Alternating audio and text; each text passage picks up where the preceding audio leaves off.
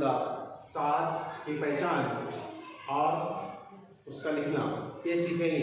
आप इस वीडियो को देखें और अपने बच्चों को बतलाएं और उनकी मज़ीद रहनुमाई करें। मेरे इस हाथ में उंगलियां कितनी है? 7। बहुत सही, शाबाश। अच्छा, ये तस्वीर देखिए आप, इसमें कितने आम दिखाई दे रहे हैं? 7। बहुत अच्छे, वेरी गुड, 7। उसी तरह ये दूसरी तस्वीर देखिए, इसमें कितने फूल दिखाई दे रहे हैं? 7, वेरी गुड, बहुत अच्छे। भाई ये तो हमको पहचान हो गई, लेकिन अब 7 कैसे लिखते हैं ये लिखना हम सीखेंगे। सबसे पहले हमने इससे पहले तिरछी लकीर, आड़ी लकीर, खड़ी लकीर ये लिखना बच्चों को सिखाए हैं। उसी का इस्तेमाल करके हम बच्चों को 7 कैसे लिखना है ये बतलाएंगे, ये सिखाएंगे। तो पहले हम इस तरह से एक तिरछी लकीर